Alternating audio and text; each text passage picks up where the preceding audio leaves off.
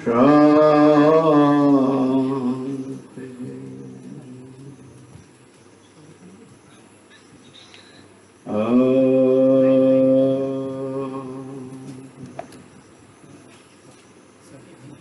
शंकरं शंकराचार्यं केशवं बादरायणं सूत्रभाष्य कृतो वन्दे भगवन्तौ पुनः पुनः। ईश्वरो गुरुरात्मेति मूर्तिभेद विभागिने व्योमवद्व्याप्तदेहाय दक्षिणामूर्तये नमः। ॐ शान्ति शान्ति शान्ति।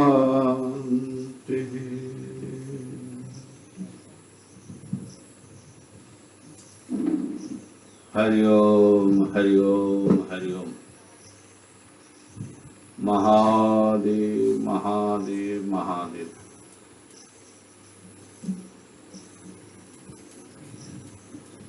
विवेक चूड़ामणि का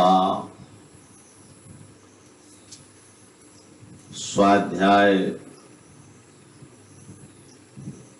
चल रहा है।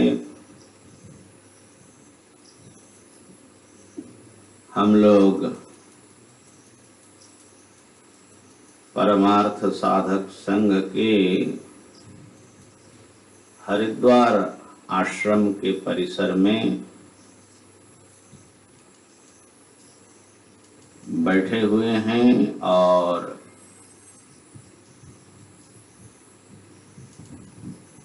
विवेक चूड़ामणि भगवान आदि शंकराचार्य की रचना, उसका चिंतन मनन कर रहे हैं।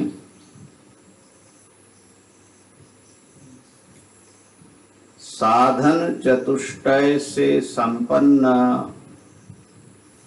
जो साधक हैं वो ब्रह्म विचार के लिए योग्य होता है।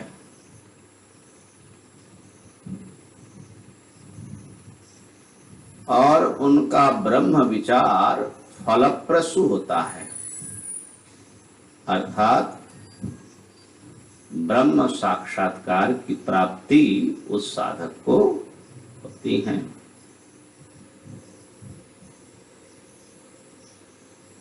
अध्ययन तो कोई भी कर सकता है। ग्रंथ का अध्ययन करने के लिए थोड़ी सी उत्सुकता हो, जो पढ़ने में रुचि रखता हो, नॉर्मल समझदारी जिसके पास हो वो पढ़ सकता है, समझ सकता है। और वेदांत के अध्ययन स्कूलों में कम होता है, लेकिन कॉलेजों में फिलोसॉफिकल जो डिपार्टमेंट हैं, फैकल्टीज हैं, उसमें पर्याप्त अध्ययन होता है यूनिवर्सिटीज में।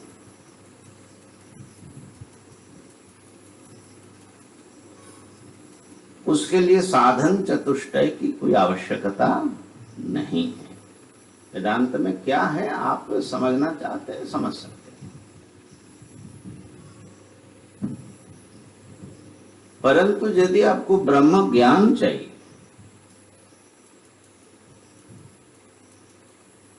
अपनी अविद्या को आप नष्ट करना चाहते हैं, समस्त दुखों की निवृत्ति चाहते हैं तो फिर आपको साधन चतुष्टय की आवश्यकता पड़ेगी। मतलब स्वामी जी, अनुभूति के लिए परोक्ष ज्ञान काफी, मतलब परोक्ष ज्ञान हो तो अनुभूति की कोई जरूरत नहीं, लेकिन अनुभूति के लिए अपरोक्ष ज्ञान की जरूरत है। प्रश्न थोड़ा माने ठीक से नहीं आया। अनुभूति को ही अपरोक्ष ज्ञान कहा जाता है।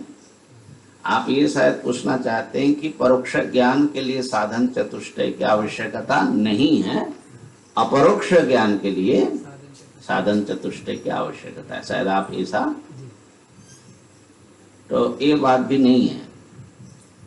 परोक्ष ज्ञान के लिए भी साधन चतुष्टय की आवश्यकता है, क्योंकि परोक्ष ज्ञान भी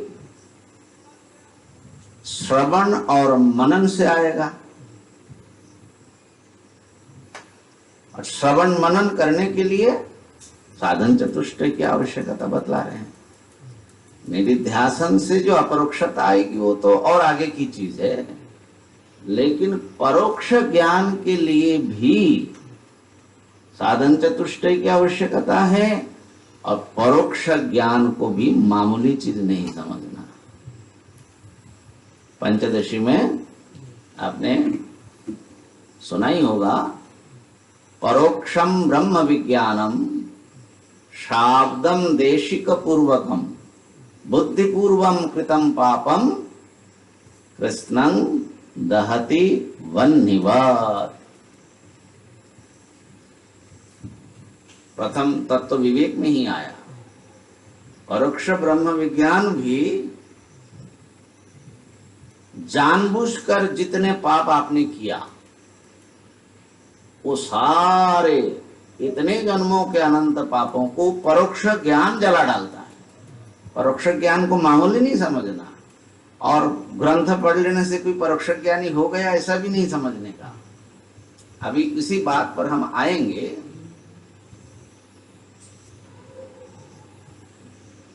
तो साधन चतुष्टय की आवश्यकता ब्रह्म विचार के लिए आवश्यक है। ऐसे पुस्तक की अध्ययन अलग चीज है, वो ब्रह्म विचार नहीं है।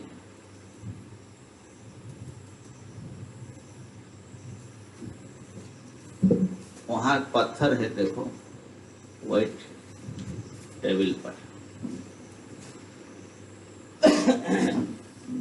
तो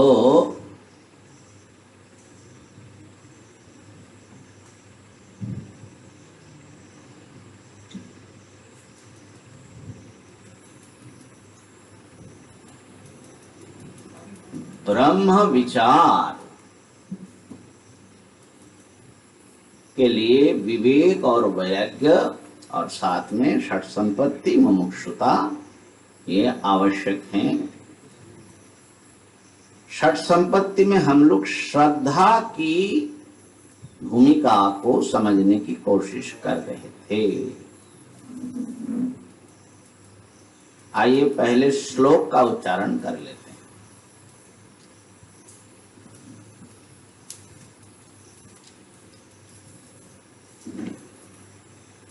शास्त्रस्य गुरुवाक्यस्य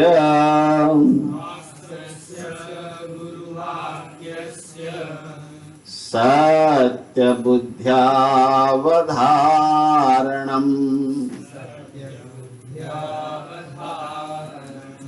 सत्यबुद्ध्यवधारणम माने ये समस्त पद है, बुद्धि प्लस अवधारण, तो बुद्ध्यवधारण। कहीं शायद होगा सत्य बुद्ध्या अवधारणम, ओ तृतीयांत प्रयोग होता है, जो भी हो। शास्त्रस्य गुरुवाक्यस्य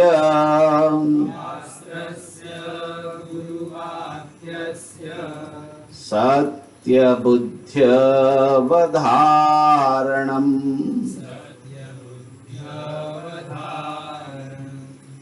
सा श्रद्धा कथिता सद्भिर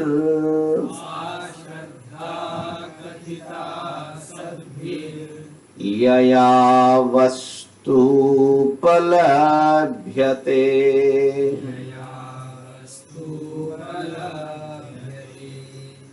शास्त्रस्य गुरुवाक्यस्य सत्यबुद्ध्यावधारणम् सा श्रद्धा कथिता सद्भिः यया वस्तुपलभ्यते। शास्त्र के वचनों में, गुरु के वचनों में सत्य बुद्धि रखना और सत्य बुद्धि से उस पर विश्वास स्थापित करना, सत्य बुद्धिया अवधारणम। सत्य बुद्धि रखना माने उसका एक निर्णय आपके भीतर उत्पन्न हुआ, विश्वास शब्द से हम इसको कहना चाहते हैं। उस विश्वास का नाम है श्रद्धा। सज्जनों ने श्रद्धा का ऐसा स्वरूप बताया। यहाँ सज्जन माने वेदांतार्थ अभिज्ञ जो व्यक्ति हैं, वेदांत अर्थ के वेत्ता जो लोग हैं, उन लोगों ने ऐसा अर्थ श्रद्धा का बताया और इसके द्वारा वस्तु की, ब्रह्म वस्तु की उपलब्धि हो जाती है। तो श्रद्धा हमारे व्यक्तित्व का बड़ी भीतरी हिस्सा है। हमारे अंतःसत्ता में श्रद्धा रहती है और उपनिषदों में बताया कि श्रद्धा विज्ञानमय कोश का अंतर्गत है और उसका मस्तक है। तस्य श्रद्धैव शिरः, तैत्तिरीय उपनिषद का। तो उसको थोड़ा सा समझना आवश्यक है कि श्रद्धा के बिना हमारा बहुत मेहनत भी असफल हो जाता है और श्रद्धा से किया हुआ थोड़ा चीज भी बहुत फल वाला बन जाता है। इस बात को समझना आवश्यक है। श्रद्धा के बिना तो जो कर्मानुष्ठान है, कर्मकांड है, वो भी सफल नहीं होता। श्रद्धा के बिना भक्ति मार्ग, उपासना मार्ग में भी आप आगे नहीं बढ़ सकते। श्रद्धा के बिना ब्रह्म ज्ञान भी आप प्राप्त नहीं कर सकते। गीता जी में भगवान ने बताया, अश्रद्धया हुतं दत्तं तपस्तप्तं कृतं च यत् असदित्युच्यते पार्थ न च तत् प्रत्यनो इह।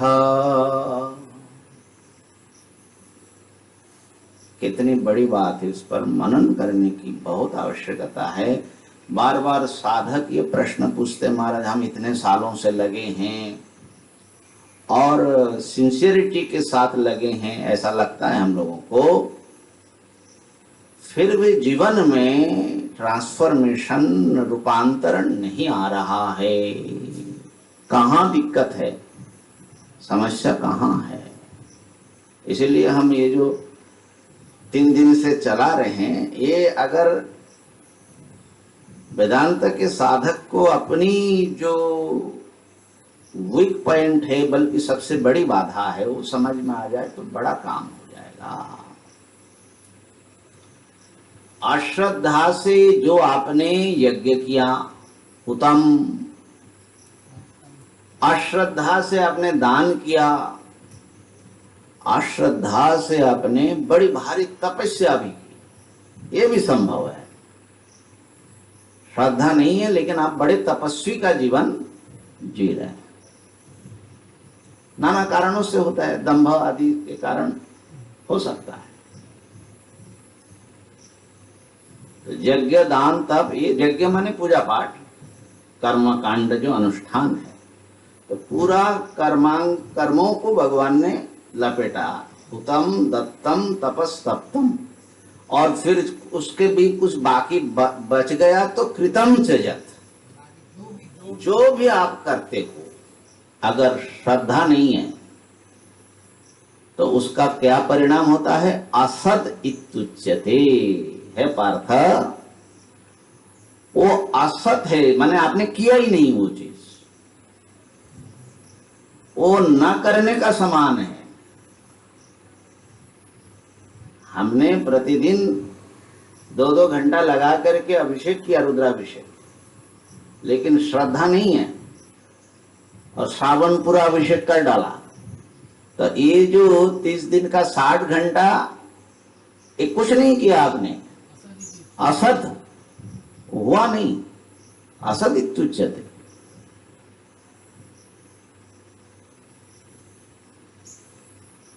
श्रावण की तो 1 महीने की बात है, जीवन असत बन सकता है भैया, बड़ी पैथेटिक चीज हो जाती है, बहुत ही माने भयानक व्यर्थता हो सकती है। न च तत्प्रत्य नो इह, मरने के बाद भी वो काम नहीं आएगा, यहां पर भी उसका कोई फल नहीं है। कितनी बड़ी बात है भाई, श्रद्धा उस चीज को जीवित बना देता है। श्रद्धा उसमें जो भी आप करते हो, यज्ञ दान तप कर्म सेवा जो करते हैं, श्रद्धा उसको जीवंत बनाता है, नहीं तो मुर्दा है, उसमें जान ही नहीं है, प्राण ही नहीं है।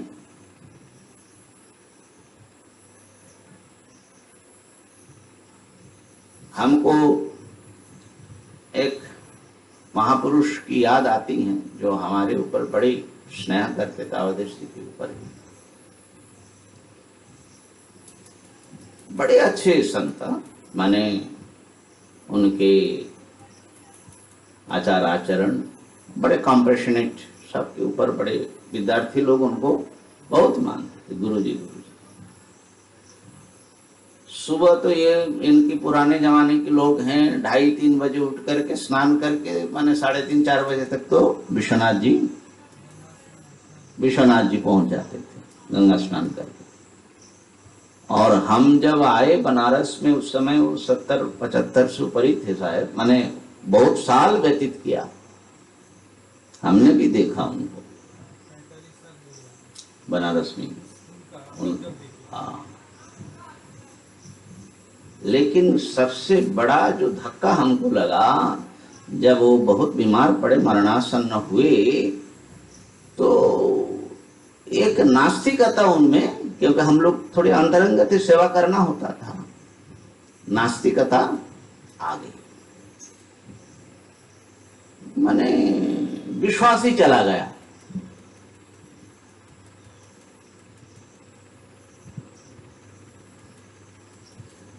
हम बड़े आश्चर्य हुए, बड़ा पवित्र जीवन, माने बाहर से एक जैसे संत को होना चाहिए वैसा जीवन, अब विद्वान पुरुष।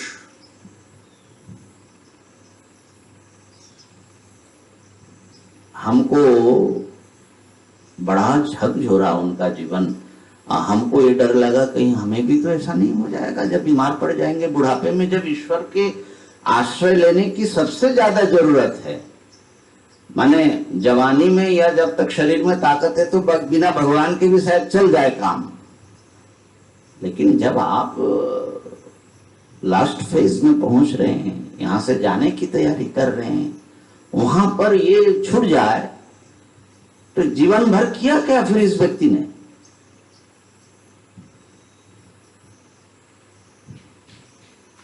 हमको समझ में नहीं आया, कुछ लोगों से पूछा, लेकिन आप इतने बड़े व्यक्ति के विषय में क्या निर्णय दे भाई। लेकिन मुझे जो लगा वो निश्चित रूप से एक दिखावा था। श्रद्धा, इससे जो लोग उनको बड़े संत बड़े तपस्वी कहते रहे होंगे, उसका रस लेने के लिए करते थे। अगर उनके हृदय का योग उसके साथ होता तो उस क्राइसिस फेस में वो छूट नहीं जाता। लेकिन एक जो अच्छी चीज है, एक बार एक संत से हम इस बात पर शेयर की, उन्होंने कहा महाराज ऐसा है, वो डॉक्टर थे, है अभी भी, कहा कि देखिए उन्होंने तो भगवान को शायद छोड़ दिया जो आप कह रहे हो, लेकिन भगवान ने उनको नहीं छोड़ा, काशी में रखा और काशी में शरीर छोड़ा। तो हमको बड़ा संतोष हुआ कि कई बार ऐसा होता है, बेटा जो है बाप का हाथ छोड़ देता है लेकिन बाप नहीं छोड़ता है तो ये भी एक बड़ी चीज है। माने एकदम व्यर्थ नहीं भी गया, क्योंकि उनका जीवन के और जो सब चीजें थी वो बड़े अच्छी चीजें थी।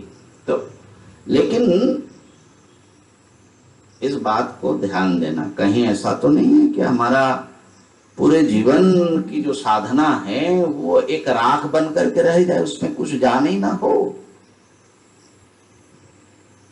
वेदांत में, अन्य संप्रदाय में भी होगा, हमको वेदांत संप्रदाय में ही हम रहते हैं और घूमते हैं। ऐसे बहुत सारे बड़े गहरे फ्रस्ट्रेशन से भरे हुए डिप्रेस्ड साधक, पूरा जिंदगी जिसने लगा दिया, दिखाई पड़ते हैं। वाई? ये सब फालतू चीजें लिखी हैं क्या? इन लोगों ने ऐसा जिया होगा तो क्यों नहीं मिल रहा है? एक और संत ने तो सुसाइड ही कर लिया,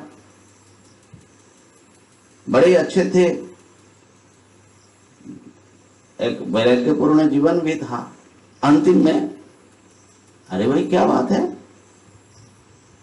तो ये जो जीवन भर प्रवचन वचन करते रहे, इसका क्या, कहां से हुआ ये सब?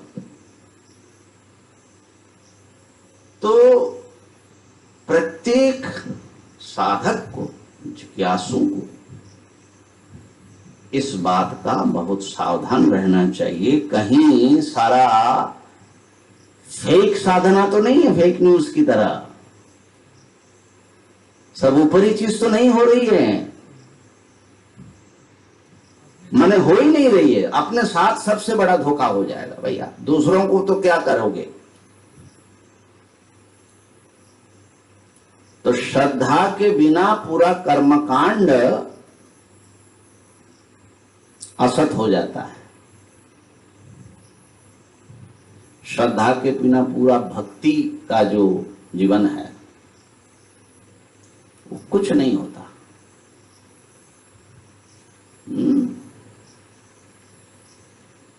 अश्रद्धया हतो मंत्रो व्याघ्रचित्तो जपो हतः। आप जप कर रहे हैं लेकिन आपकी अंतःसत्ता का उसके साथ संबंध नहीं है, तो क्या होगा? एक मैकेनिकल प्रोसेस होगा, उससे कितना कल्याण होगा, क्या कल्याण होगा? आप 2-2, 4-4 घंटे लगा रहे हैं, इसलिए कितना लंबा परिमाण आप वो कर रहे हैं वो बहुत महत्वपूर्ण नहीं है, उसकी क्वालिटी, वो जिंदा है कि मुर्दा है। भक्ति के लिए भी पहले ही बोल रहे हैं कि श्रद्धा, आदो श्रद्धा ततः साधु संगोथ भजन क्रिया। भक्ति रसामृत सिंधु जो रूप गोस्वामी का है, साधना का क्रम बता रहे। सबसे पहले श्रद्धा होगी तो साधु संग सच्चा होगा, फिर भजन क्रिया माने भक्ति का होगा। अनुष्ठान अनुशीलन प्रारंभ होगा। आदौ ये ध्यान रखने का। और ज्ञान के लिए श्रद्धावान भगवान कह रहे हैं ज्ञान अगर चाहते हो तो श्रद्धावान ही ज्ञान प्राप्त करता है। पुस्तक पढ़ने के लिए श्रद्धा की जरूरत है क्या? एकेडमिक स्टडी के लिए श्रद्धा की जरूरत है क्या? आपका मस्तिष्क है, आईक्यू ठीक है, तो आप वेदांत में क्या है पढ़ सकते हैं, लेकिन उसको ज्ञान नहीं समझने का। हाँ, योग के लिए क्या कह रहे थे? ये समाधि के लिए सबसे पहला ही जो श्रद्धा स्मृति क्या है? समाधि है, ठीक। पूर्वकम इतरेषां, श्रद्धा वीर्य स्मृति समाधि प्रज्ञा पूर्वकम इतरेषां। श्रद्धा से शुरू किया और यहाँ ब्रह्म विचार से प्रारंभ हुई ही षट संपत्ति में श्रद्धा की गिनती कर रहे हैं कि ये 6 साधन रहेंगे तो होगा, नहीं तो नहीं होगा।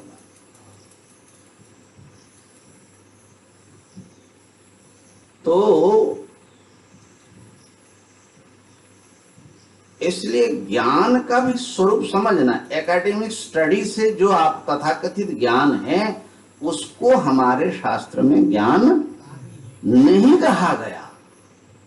ये जो एक बड़ी भारी चीज, उसको हम लोग समझने में इसको बड़ा गलती कर देते हैं। अब ऐसा क्या है श्रद्धा में जो कर्म को जीवंत बनाते हैं, भक्ति को है,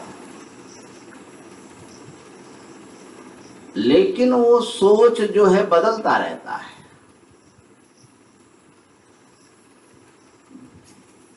वो निर्णय जैसा लगने पर भी वो निर्णय नहीं होता। भीतरी सत्ता जब निर्णय करता है, उस पर विश्वास करता है, तो फिर वो चीज सफल होता है, जीवन में उतरता है।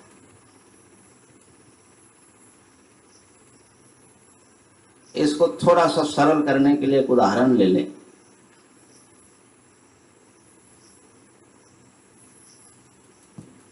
करुणा या दया की बड़ी भारी महिमा है, क्षमा की महिमा है। तो एक तो ये हम सीख सकते हैं कि करुणा में क्या क्या लाभ है और करुणा क्या है, किन लोगों के जीवन में करुणा फलित हुआ, आदि आदि। हम जो हैं ऐसे अपने को भी शिक्षित कर सकते, लोगों को भी शिक्षित कर सकते हैं कि ये जो है करुणा पर गहरी स्टडी किया।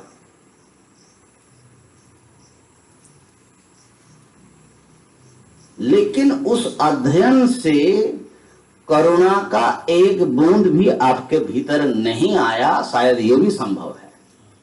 माने आप सचमुच करुणावान हो गए, आप सचमुच क्षमाशील हो गए, ऐसा नहीं होता। हमारे स्टडी सब ऐसी हैं।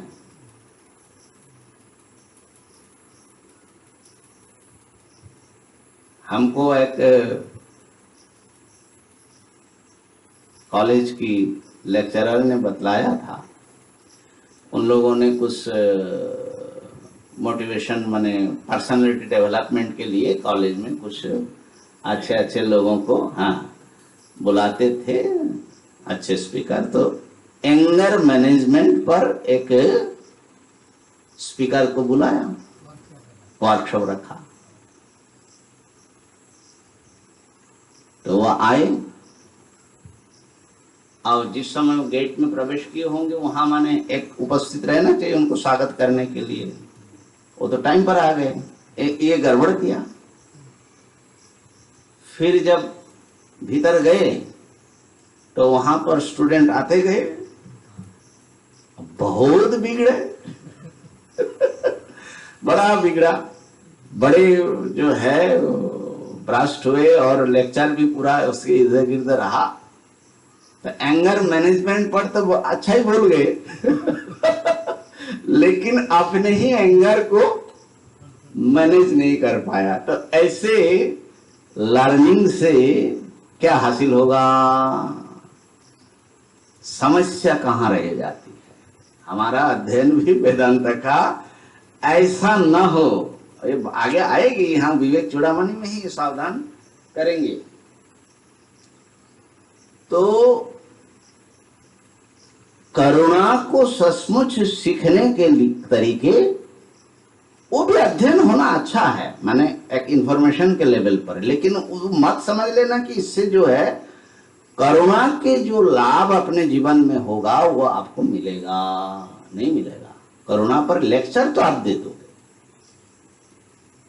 और मेरे ख्याल से वेदांत के जो साधक है, जो पढ़ते हैं, सचमुच पढ़ते हैं, उसको इस विषय पर काफी सजगता की आवश्यकता है।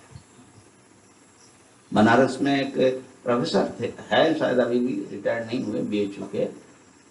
वो किसी ग्रंथ को पढ़ने के लिए किसी बड़े बुजुर्ग पंडित के पास गए थे। तो वो सुना रहे थे, शायद शिव सूत्र पढ़ना था कुछ उनका, माने कॉलेज में, यूनिवर्सिटी में उनको उस पर लेक्चर देना होता है, पढ़ने के लिए गए थे। तो उन्होंने पूछा, किसके लिए पढ़ने आए हो? अपने लिए कि छात्रों के लिए? तो छात्रों के लिए पढ़ना हो तो वो तो नोटबोर्ड बना करके जो है लेक्चर दे देना, खलास, अपना काम पूरा हो गया। लेकिन स्वयं के लिए अगर पढ़ने आए हो तो पढ़ाऊंगा। तो उन्होंने कहा कि आया तो था छात्रों के लिए ही पढ़ने, लेकिन अब मैं अपने लिए पढ़ूंगा। तो हम लोगों की जो स्थिति है ऐसा होता है। इस पर अगर थोड़ा सा ध्यान आ जाए, थोड़ी सजगता आ जाए, तो व्यक्ति के जीवन में बहुत अच्छा परिवर्तन, सकारात्मक, सच्चा जो वेदांत का जो फल है वो मिल सकता है। तो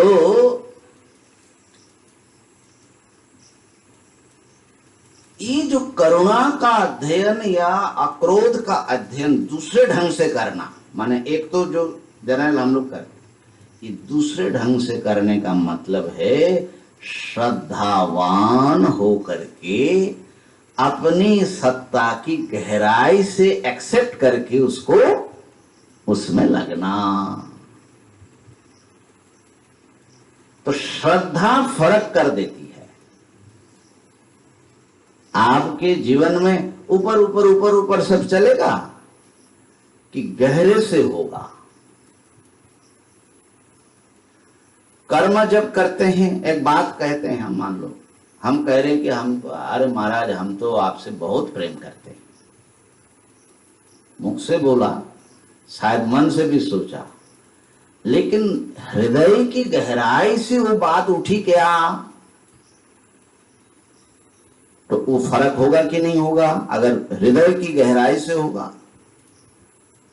इसी प्रकार आप पूजा करने बैठे हैं, महादेव जी पर जलाभिषेक कर रहे हैं, एक मैकेनिकल हो सकता है, नमः शंभवाय चमः, सब फटाफट फटाफट, जैसे प्रायः पंडितों का क्या होता है, वो एक प्रोफेशनल होता है, वो रटा हुआ है, और दिमाग हो सकता है कि कहीं और घूम रहा हो। आजकल तो मोबाइल इतना जो है शैतान आ गया है, उसमें भी बैठे बैठे वही करता रहता है और बोलता रहता है। तो फिर मोबाइल ही चला दो भाई। माने रुद्राभिषेक करने के लिए पंडितों की जरूरत क्या है? तो उस कर्म के साथ में या अध्ययन के साथ में आपकी कनेक्टिविटी कितनी गहराई से है? क्या आप कर रहे हैं कि नहीं कर रहे हैं? अथवा आपका कुछ एक बाहरी फेस में ये सब चल रहा है। तो श्रद्धा चूंकि अंतःसत्ता की बात है, माने आपकी अंतःसत्ता से वो कर्म निकल रहा है, आपकी अंतःसत्ता से आप जप रहे हो, ओम ओम कह रहे हैं, ये खाली यहां से निकल रहा है, थोड़ा गहरे जाओगे तो दिमाग से निकलेगा, लेकिन क्या आपके दिल से वो निकल रहा है? क्या वो परमात्मा के लिए एक पुकार बन रहा है? क्या ये पुकार बनाएगा श्रद्धा। अगर श्रद्धा जागृत नहीं है तो इसका मतलब है कि वो जो है एक प्रकार से निष्प्राण चीज बन जाएगा। ज्ञान के मामले में भी ज्ञान होगा ही नहीं, खाली मन के ख्याल होंगे, विचार होंगे। ध्यान देना, विचार की बात है। हम लोग प्रायः ब्रह्म विचार कहते हैं, लेकिन ब्रह्म विचार यहां जिस अर्थ में प्रयोग है वो दिल से करने की, माने हमारे अंतःसत्ता के द्वारा विचार, और एसेंस ऑफ पर्सनालिटी, उसके द्वारा विचार होना और एक दिमागी ख्यालों के रूप में विचार होना, एकेडमिक विचार होने में बहुत अंतर है।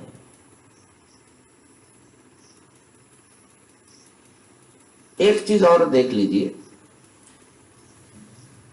कि अच्छा, पहले उपनिषद का इसका पूरा सुना दे थोड़ा। तैत्तिरीय में विज्ञानमय आत्मा का वर्णन है, पंचकोश का जहां आया ना ब्रह्मानंद वल्ली में, तो उसमें ये बता रहे कि तस्य माने ये जो विज्ञानमय आत्मा है, जो कि मनोमय आत्मा की भी आत्मा है। पहले बता अन्नमय आत्मा माने शरीर, इस आत्मा के भीतर दूसरी आत्मा माने जिस आत्मा का ये बाहर शरीर हो जाता है वो प्राणमय आत्मा। और प्राणमय आत्मा के भीतर माने आत्मा इसलिए बोल रहे हैं कि इसमें आत्मबुद्धि हम लोगों की है। आत्मा स्वयं हम उसको आत्मा के रूप में अपने से अभिन्न समझ रहे, इसलिए आत्मा शब्द करते हैं। तो अध्यास है। प्राणमय आत्मा के भीतर मनोमय आत्मा है, जिसके लिए प्राणमय आत्मा शरीर हो जाता है, मनोमय आत्मा उसकी आत्मा हो जाती है। इसी प्रकार मनोमय आत्मा शरीर बन जाता है, विज्ञानमय उसकी आत्मा बन जाती है। इसी को वेदांत में सरल शब्द में मन और बुद्धि, तो बुद्धि शब्द हम लोग जिस अर्थ में लोक में प्रयोग करते वो नहीं है। यहां पर बुद्धि माने हमारी जो गहरी सत्ता है, विज्ञानमय कोश, उसकी बात हो रही है। तो अब बता रहे हैं, विज्ञानमय कोश का वर्णन दे रहे हैं कि विज्ञानमय आत्मा का कैसा शरीर है, माने किन तत्वों से वो विज्ञानमय बना है। तो चूंकि बाहरी शरीर इसमें बताया मस्तक है, 2 हाथ है, मध्य भाग है और नीचे का हिस्सा, तो विज्ञानमय के लिए कह रहे हैं तस्य श्रद्धैव शिरः। तस्य है कि तस्य व तस्य है? तस्य श्रद्धैव शिरः, श्रद्धा ही मस्तक है। तो किसी भी शरीर का सबसे इंपॉर्टेंट पार्ट क्या होती है? उत्तमांग बोलता ही है उसको। तो इसलिए समझ लेना इसको, तस्य माने विज्ञानमय का मस्तक जो है श्रद्धा ही है। ऋतं दक्षिण पक्षः, सत्यम उत्तर पक्षः, योगो आत्मा, योग आत्मा, महः पुच्छं प्रतिष्ठा। माने एक पक्षी के रूपक में ये सारा पंचकोश का वर्णन हुआ। तो पक्षी का मस्तक जैसे समझ लो वो श्रद्धा है, दक्षिण पक्ष जिससे उड़ेगा ना 2 पक्ष से, तो ऋत जो है वो दाहिना पंख है, सत्य जो है बायां पंख है, उसका बॉडी का जो जिसमें सारा अवयव फंसा होता है मध्य भाग, वो है योग विज्ञानमय का, और महा माने महत्त्व जो है समष्टि विज्ञान, यूनिवर्सल इंटेलिजेंस या कॉन्शसनेस ही कह लो थोड़ी देर के लिए, वो जो है महत्त्व तो उसका आधार है, पुच्छ माने उसका फाउंडेशन। तो यहां पर ये रीत और सत्य को भी थोड़ा सा, हमको टाइम देखने की जरूरत पड़ती है ना, अभी आधा घंटा आराम से चलते। हाँ। तो ऋतम और सत्यम, तो ऋतम के लिए भाष्यकार कह रहे कि जो आपने शास्त्र आदि के अध्ययन करके विचार करके कर्तव्य के रूप में जो निर्णय किया कि ये मेरा कर्तव्य है, स्थिर निश्चय हो गया, माने विज्ञानमय में वो ऋत है। जैसे आपने दिल की गहराई से ये निर्णय किया कि हमको वेदांत की साधना में आगे बढ़नी है, तो ये ऋत हो गया। ऋत शब्द प्रायः ऋत और सत्य एक ही मालूम पड़ता है, लेकिन जहां एक साथ में आता है वहां थोड़ा विशेष अर्थ हो जाता है। ऋत माने सत्य होता है, अनृत माने मिथ्या होता है, लेकिन जहां ऋतम दक्षिण पक्ष सत्य, वहां थोड़ा फर्क करना पड़ेगा। तो सत्य क्या है? कहा कि वही जो आपका निश्चय है, अध्यवसाय है, वो जब आपके वाणी से और कर्म से, शरीर से जब वो प्रयोग होने लगता है, माने उसका जो प्रयोगात्मक जब वो रूप लेता है, तब वो सत्य कहलाता है।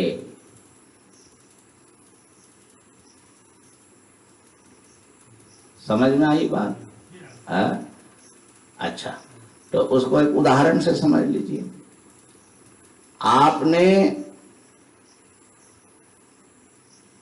क्षमा करने की बात आपने सोचा, खाली सोचा नहीं है, आपने श्रद्धा से उसको हृदय में धारण किया कि कोई भी हमारे प्रति कुछ दुर्व्यवहार करे या गलत बात बोले तो हम उसको क्षमा करेंगे। इतना निर्णय मात्र से बड़ी अपने भीतर बहुत गहरा संतोष मिलेगा, क्योंकि वो विज्ञानमय कोश के निर्णय है ना, बाहरी बात नहीं है। तो वो तो रीत रूप में है, माने आपने कर्तव्य रूप में क्षमा, क्षमा सत्यम दम क्षमा। लेकिन ऐसे इंसिडेंट अब घटा, किसी ने आपको कुछ बोल दिया और आप क्षमा कर रहे हो। ये जो कर रहे हैं आप, ये तो उस समय कहलाएगा कि ये क्षमा सत्य हुआ आपके जीवन में। पहले रीत रूप में है, वो आपके अंदर है, हृदय में है, लेकिन जब उसका प्रयोग हो गया आपके जीवन में, जब वो सफल हुआ, फलित हुआ, तो वो जो है सत्य कहलाएगा। हाँ, कर लिया या कर रहे हैं, है ना। हमको याद है एक बार सोहम की बात है, अब हमारा उदाहरण ज्यादा तुम्हें मिलते, हम करे क्या। तो कुछ वर्षों के अध्ययन के बाद तो एक बार मधुसूदनी गीता जो है पढ़ने लगा, कुछ द्वितीय अध्याय के साथ कुछ पढ़ा, बड़ा खुश हुआ। बोले स्वामी जी, हमको अब इतना आत्मविश्वास आ गया कि हम अब मधुसूदनी स्वयं पढ़ के अर्थ लगा सकते। बड़ी बात है, मैंने बड़ा खुश हो गया। मैंने इतने दिन का अध्ययन का बल उनको पता लगा, लंबी लंबी पंक्ति लेकिन लग रहा है। तो हमको भी बड़ा अच्छा लगा। वैसे तो हमको पता ही था कि वो कर सकेगा। तो मैंने कहा कि बाबा कर सकते हो और कर लिया में बहुत फर्क है। मधुसूदनी लगा सकता हूं और मधुसूदनी लगा लिया, इसमें कितना अंतर है, समझ में आई बात? तो ये जो है रितम, वो तो ठीक है, आपके भीतर वो एक सामर्थ्य के रूप में, एक पोटेंशियलिटी के रूप में वो आ गई चीज, लेकिन उसको सफल होने दिया कि नहीं दिया? और जब सफल हो रहा है तब का जो जॉय है या तब की जो उसकी जो स्थिति है वो विशिष्ट होगा कि नहीं होगा? तो ऋतम दक्षिण पक्ष, हाँ सत्यम उत्तर पक्ष, और योग जो है, योग माने समाहितता, माइंडफुलनेस, एकाग्रता, उसकी बात अथवा अभी आने वाला समाधानम उस पर करेंगे, वो इसका बीच वाला मध्य भाग माने आत्मा के रूप में है उसमें, और महत्व तो उसका पूछे, लेकिन जो मस्तक है श्रद्धा, उसको हम लोग समझना चाहते हैं। यहाँ पर विज्ञानमय पुरुष का मस्तक है श्रद्धा, तस्य श्रद्धैव शिरः, क्योंकि सर्व कर्तव्येषु प्राथम्यात्, भाष्यकार लिखते हैं। सर्व कर्तव्यानां हाँ प्राथम्यात् हाँ, शिरैव स्थिरः। ये कोई भी कर्तव्य करो, कर्मकांड का, उपासना कांड का या ज्ञान कांड का, जो भी आप कर रहे हो, सभी कर्तव्य में ये पहले होना चाहिए श्रद्धा, ये प्रथम है। प्रथम होने से ये जो है मस्तक का स्थान रखता है। तो श्रद्धा जो है वो एक ऐसा निर्णय है आपका, आपके भीतरी सत्ता का निर्णय है, खास करके अतीन्द्रिय सत्य के विषय में, है ना? देखिए, एक होता है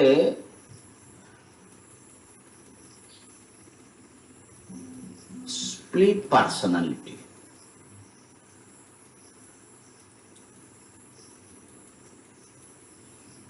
अभी हमारे मीडिया में भी और पूरे समाज में भी थोड़ी चर्चा है, बड़े प्रतिभावान टैलेंटेड अभिनेता ने सुसाइड कर लिया, कम उम्र का, सुशांत सिंह राजपूत, बड़ी चर्चा हो रही है।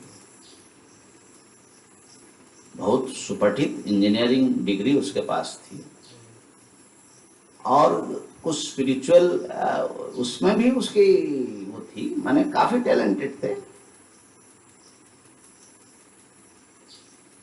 लेकिन क्या है कि उसको उसने सुसाइड कर लिया।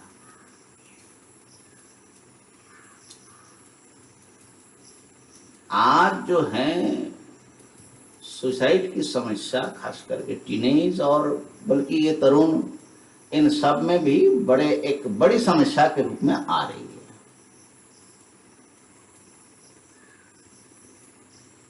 उसका एक बड़ा कारण जो होता है, यानी वो तो विचार करना है क्यों ऐसा होता है।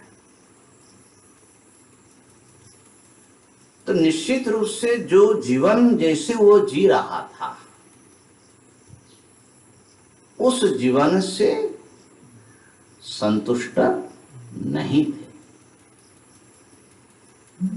या जो समस्या, जो चैलेंजेस, जो प्रेशर उस पर आ रहा था, उसको फेस करने की जो एक करेज व्यक्ति में होना चाहिए, वो साहस, वो हिम्मत, वो सामर्थ्य नहीं था।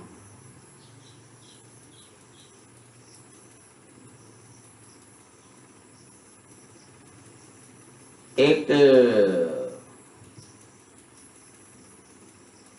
न्यूरो साइंटिस्ट जो होते, ब्रेन का स्टडी करने वाले, तो उन लोगों ने एक अध्ययन किया, कुछ लोगों से पूछा, खास करके यंग ग्रुप से 3 प्रश्न पूछा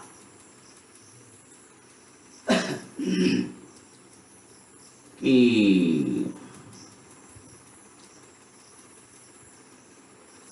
इस समय आप क्या कर रहे हो?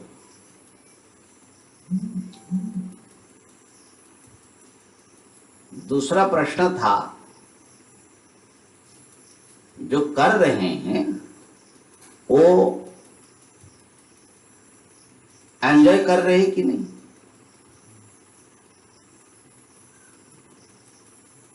और तीसरा प्रश्न था, आप इस समय अपने को सुखी, सेटिस्फाइड महसूस कर रहे हैं कि नहीं?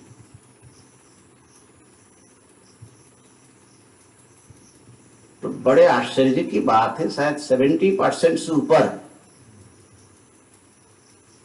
लोगों ने उत्तर दिया,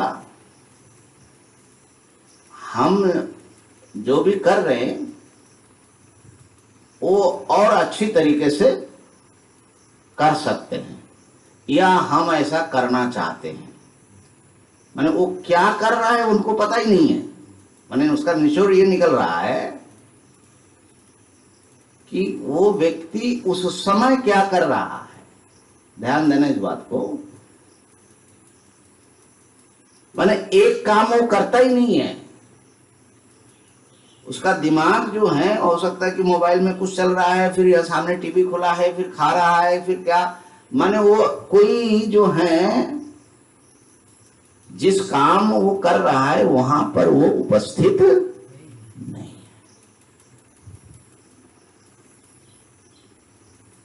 और जो है उस काम को एंजॉय नहीं कर रहे, और पता नहीं लग रहा है कि मैं सुखी हूं कि दुखी हूं। माने अपने से व्यक्ति इतना डिस्कनेक्ट है। कहने का मेरा मतलब ये था, आप ध्यान दीजिए, पूरा दिन हम नाना प्रकार से 24 घंटे में कुछ ना कुछ करते हैं, लेकिन जो हम कर रहे हैं वो हम कर रहे हैं कि नहीं कर रहे हैं? तो देखेंगे कि प्रायः बहुत कम लोग होंगे जो सचमुच उस काम को कर रहे हैं, पूरी श्रद्धा से कर रहे हैं, पूरी अपनी सत्ता को जोड़ करके कर रहे हैं, पूरे माने उपस्थित 100% होकर के कर रहा है। तो उसका जो जीवन का जॉय होगा, माने वो जीवन जी रहा है। और जो खाली इधर उधर सोचता हुआ, डिस्ट्रैक्ट और अपने ही दिल का खबर न लेता हुआ वो चला जा रहा है, तो एक समय में जाकर के फ्रस्ट्रेटेड होगा कि नहीं होगा? क्योंकि वो जिंदगी जिया नहीं है। मुझे नहीं पता एग्जैक्ट सुशांत का क्या समस्या है, मैं एक सामान्य स्टेटमेंट दे रहा हूं। हमारे साथ में हम कितना जो है माने धोखा करते हैं, तो कम से कम कुछ कर्म तो आपका ऐसा हो 24 घंटे में जिसमें आप पूरे दिल से, दिमाग से, पूरी सत्ता से और पूरा एंजॉय करते हुए करें, जुड़े आप। और निश्चित रूप से वो आपके जीवन का बहुत संतुष्टि देने वाला पल होगा। माने वो असल में एक प्रकार से भगवान की भक्ति हो जाएगी। तो श्रद्धा से करें, आस्तिक बुद्धि से करें। देखिए, ऐसे तो वचनों में श्रद्धा आई, लेकिन वचन किस विषय पर? लौकिक चीजों की बात नहीं है। वचन है अतीन्द्रिय वस्तुओं पर। खास करके सप्तदश अध्याय में बताया कि वो किसकी पूजा करता है। अगर वो सात्विक की पूजा कर रहे हैं तो उसकी श्रद्धा और निष्ठा सात्विक है। उसका जो अवस्थान है जिंदगी में वो कहाँ खड़ा है? सत्व में खड़ा है। माने उसका सुख का, ज्ञान का, प्रकाश का जीवन होगा। सत्य का जो माने स्वरूप है, फल है। और अगर यक्ष रक्षक की पूजा करता है तो राजस से, भूत प्रेत डिस्ट्रक्टिव फोर्स की, नेगेटिविटी की पूजा करता है तो वो तामस होगा। अब देखिए, हम वेदांत के साधक हैं। यहां श्रद्धा की भूमिका कैसे आ रही देखो। तो जो वेदांत का लक्ष्य है ब्रह्म की प्राप्ति, तो उस ब्रह्म वस्तु की अस्तित्व में आपका दृढ़ विश्वास है, दिल आपका बोल रहा है कि हाँ ब्रह्म है और उसको मुझे पाना है, ऐसा पूरा आपके भीतर से आता है, श्रद्धा है। नहीं आ रहा है, गड़बड़ है। ठीक है। दूसरी बात है, जो वेदांत की साधना है जो आप कर रहे हो, श्रवण मनन निधिध्यासन आदि, क्या इस साधना पर आपका भरोसा है, विश्वास है कि हाँ इस साधना से वो मिलेगा? यदि नहीं है तो कैसे सफल होंगे? तो जो हमारा जीवन का एक पर्पस हमने सोचा और उसको पाने के लिए जो हमने एक रूपरेखा बनाई, उस पर मुझे ही आस्था और विश्वास नहीं है, तो उस व्यक्ति का जीवन जो है बिना पर्पस का ही हुआ कि नहीं हुआ? वो कहां से सेटिस्फाइड हो जाएगा? उसको वस्तु कहां से मिलेगा? इसलिए 9वें अध्याय में भगवान ने राजविद्या राजगुह्य युग की बात कही और बोले ऐसा ज्ञान मैं बताऊंगा कि जिससे जो है आपको कुछ भी बाकी नहीं रहेगा जानने का और समस्त अशुभों से पार हो जाओगे। जजगत्वा मोक्ष से शुभा। इसके बाद कह रहे हैं राजविद्या राजगुह्यम इत्यादि, बड़ी प्रशंसा की। अश्रद्ध धाना पुरुषा धर्मस्य परंतप अप्राप्य माम निवर्तन्ते मृत्यु संसार वर्तमनि। जो इस ज्ञान में और इसकी साधना में श्रद्धा नहीं रखता वो मुझे नहीं पाएगा और न पाकर के संसार में भटकता रहेगा। तो आज मैं ये निवेदन करना चाहता हूं और अपने को भी मैं माने पूछता हूं,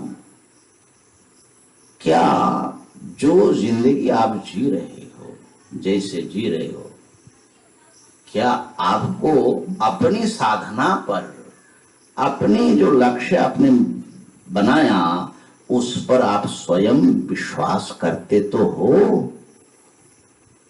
ये पूछो अपने से, ये बहुत आवश्यक है। नहीं तो आप कुछ कर रहे हैं और विश्वासहीन का, श्रद्धाहीन का जीवन डामाडोल क्या है, वो जीता ही नहीं है, वो बाहरी चीजों में खोया है, उसके भीतर की आत्मा सुखा रुखा पड़ा है। कल अवधेश जी ने एक प्रश्न पूछा बहुत अच्छा कि ठीक है श्रद्धा जो है हमारा सात्विक राजसिक तामसिक, अच्छा यहां ये भी बता दे कि बहुत गहरे नेगेटिविटी से हम भरे होते हैं, नकारात्मक। अब कुछ होगा नहीं जिंदगी में ना, तो आपकी सबसे बड़ा दुश्मन तो ये है, आप दूसरा क्या समझ रहे हैं? ये जो आपको अपने ऊपर अपनी साधना पर जो एकदम पहले से ही आप ध्यान करने बैठ रहे, जब करने आप पहले बता होगा तो नहीं माने आप इतने नकारात्मकता से भरे हैं तो आपकी ऊर्जा तो सारा दूसरे दिशा में सूख गया, तो आपका होगा कैसे? माने जब आप स्वयं ही उसको मानते नहीं है तो होने का किधर से होगा भैया? तो हमारे जिंदगी की बड़ी ट्रेजेडी है भैया, श्रद्धाहीन जो है, श्रद्धाहीन का जीवन आहा कितना कष्टदायक है। तो अवधेश जी ने पूछा कि महाराज ये सात्विक राजसिक तामसिक श्रद्धा आपने बतलाया, क्या उसका संशोधन हो सकता है? क्या हम सच्चे श्रद्धा का विकास कर सकते हैं? तो गीता जी में उसका उत्तर दिया है। इसीलिए सात्विक राजसिक तामसिक अपने श्रद्धा को स्टडी करो, परीक्षण करो अपने आप को कि कहां हम खड़े हैं, तो उसको आप बदल सकते हैं। ये बड़ी अच्छी बात है। आप अपनी श्रद्धा को तामस राजस से हटा करके सात्विक बना सकते हैं और उसको पूरा खिला सकते हैं। उसके लिए आपको आहार पर भी ध्यान, मैं पूरी जिंदगी पर ध्यान देना है, आहार पर भी ध्यान देना है। यज्ञ जब कर रहे हैं, दान जब कर रहे हैं, माने एक वॉचफुलनेस, एक अपने ऊपर, अपने भावना के ऊपर, अपनी श्रद्धा के ऊपर एक निगरानी रखना, एक दृष्टि गड़ाए रखना। हर क्षण जहां ही थोड़ा सा वो हो जाए तो उसको जागृत करें। तो थोड़ा करें। मैं सोचता हूं कि आप 1 माला जप करें, 2 माला जप करें, 3 माला जप करें। हाँ, और कोशिश करें कि पूरे अपने भीतरी सत्ता से भगवान को मैं पुकारूं।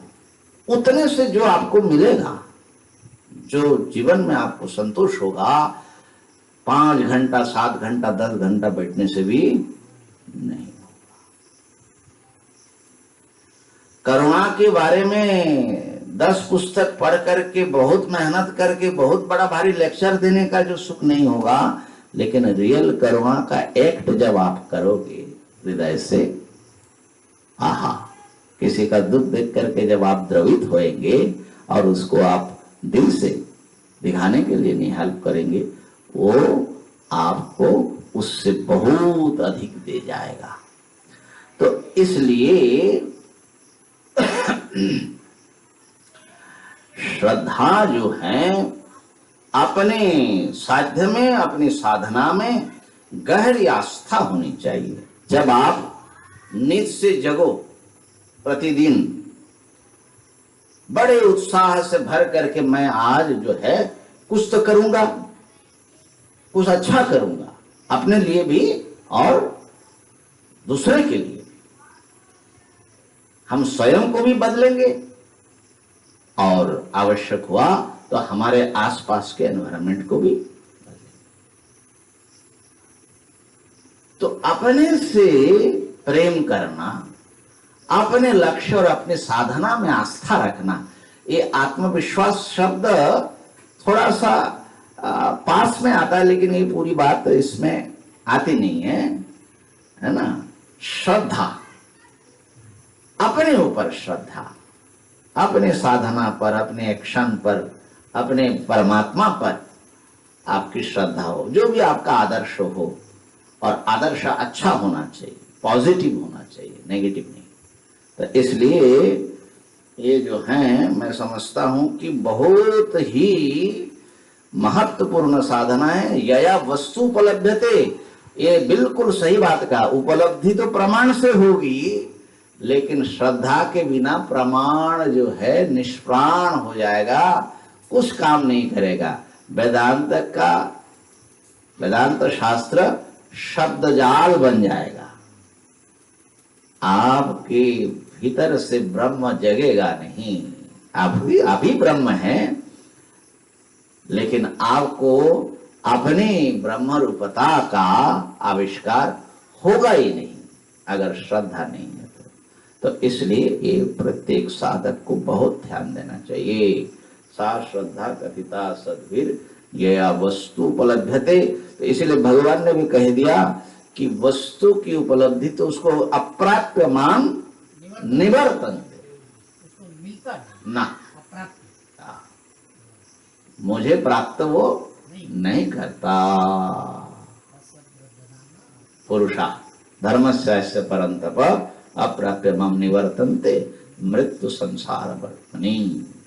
तो प्रत्येक साधक अपने श्रद्धा को जांचे और श्रद्धा को जागृत रखें, जागृत करके अपनी वेदांत विचार में आए। तो अब देखो, बात इसको पूरा करता हूं। विचार, तो जो विचार होता है, ये विचार दिमाग से ही होगा, ख्याल है हमारा, ये हमारी बाहरी परत है। वेदांत विचार भी ऐसा ही है, ठीक है, मनोमय कोश से हो रहा है। विचार से विचार बदल जाता है। आप मान लो कोई नकारात्मक विचार आ रहा है, आप कुछ पॉजिटिव विचार, अरे छोड़ो छोड़ो इसमें करो, तो आप ऐसा कर भी सकते हैं। लेकिन विचार जो है अपने से अलग दिखता है, ध्यान देना। जब आप कोई विचार करते तो आपको ऐसा थोड़ी लगता है कि विचार मैं हूं, मैं विचार कर रहा हूं। तो वो जब तक विचार मुझसे अलग है तो वो हमारी बाहरी परतों पर है। लेकिन विचार जब निर्णय बना, यानी विश्वास बना, ध्यान देना, विचार जब विश्वास बन गया आपको, तो विश्वास ऐसा दिखेगा नहीं, वो विश्वास आपकी आत्मा बन गई। माने बात पकड़ में आ रही है ना? ये बहुत महत्व की चीज है। विश्वास जब हुआ कोई चीज, तो विश्वास जो है आपके अपने आत्मा के रूप में प्रतीत होगा, भिन्न रूप में, इदम रूप में महसूस नहीं होगा। तो वो जो है श्रद्धा ही वो शक्ति है आपकी, जो किसी अच्छे या बुरे विचार को एक्सेप्ट करके आपकी आत्मा के रूप में परिणत कर देगा। जैसे आपके पत्तल में भोजन रखा है, तो वो तो आपसे भिन्न रूप में दिख रहा है, आप चबा करके खा गए, पेट में गया, तब भी एक प्रकार से आपको महसूस होता है कि हाँ पेट में पड़ा है या ऐसा है। लेकिन जब वो हजम हो गया, परिपाक हुआ और पूरे शरीर में जाकर के एसिमिलेट हो गया, माने शरीर बन गया, तब वो अन्न जो है इदम रूप से मालूम पड़ेगा क्या? अहम हो जाएगा। ऐसे ही भैया ये जो विचार है ना, विचार जब अहम बन जाता है तो वो है असली विचार। अब जैसे नित्य अनित्य वस्तु विवेक, अब नित्य अनित्य बहुत सारा विचार हम करते हैं, है ना, करते रहते हैं। लेकिन जब वो हमारा स्वयं का हिस्सा बनेगा कि अनित्य पदार्थ हैं, ये सब मिथ्या हैं, दिल का हिस्सा बना, तो मैं ये निवेदन करना चाहता हूं कि जो विश्वास है, हम जो हैं कुछ विश्वासों का पुतला है, विज्ञानमय माने विश्वासों से मयट, माने प्राचुर्य अर्थ में या विकार, तो उसका एक पुतला है। श्रद्धामय, जैसे भगवान ने बताया, श्रद्धामयोयम पुरुषः, कुछ विश्वासों का, विश्वासों ने मिल करके मेरी जो व्यवहारिक व्यक्तित्व, ये जो मैं हूं, माने असली आत्मा की बात नहीं हो रही है, तो व्यवहारिक जो व्यक्तित्व है, जो हमारी भीतरी कोर है, विश्वासों ने मिलकर के बनाया। तो वो विश्वास भी विचार का आत्मसात्कृत रूप है। यानी विचार जब आत्मा के रूप में आ गया तो उसका नाम विश्वास है। और जब बाहरी विचार के रूप में रहता है, मन में घूमता रहता है, तो संकल्प विकल्प कहलाता है। तो वो उतना पावरफुल नहीं होता। लेकिन जब आपका विश्वास बन गया कि सारा संसार अनित्य है, मिथ्या है, हमको तो एक नित्य सत्य ब्रह्म तत्व को ही प्राप्त करना, ये जब विश्वास आपको आ गया, अब आपके भीतर कितनी ताकत आ जाएगी। संसार का कौन सा फोर्स है कि आपको रोक पाए। तो ये जो है हमारे अपने अंतःकरण की बड़ी गहरे परत हैं, और वो विश्वास जो है ऐसे सैकड़ों मानसिक विचारों को ट्रिगर अप करता है ना। अब देखो, किसी ने आपको उस गाली दिया, अब वो चोट दिल में लगी आपको, ठीक है। अब आपके दिमाग में बहुत सारे आर्गुमेंट्स और विचार शुरू हुआ, अरे इसने ऐसा कैसे किया, मैं सही था, कितना दुष्ट व्यक्ति है। अब आप जब में बैठे हो तो वही विचार चल रहा है, ठीक है ना। तो हम क्या करते, कोशिश करते कि हम विचार को ये कर दे, माने बदल दे, कुछ नए अच्छे विचार, जो साधक है तो दूसरा विचार ले आता है ना, वो भूलना चाहता है। लेकिन वो जो चोट खाए हुए है ना दिल में, जब तक वो चोट बैठा है तब तक वो बदल देंगे थोड़ी देर के लिए, फिर आ जाएगा, फिर आ जाएगा, फिर आ जाएगा, क्योंकि वो जो चोट है वो गहरी है। वो विचार बदलने से वो बदला नहीं।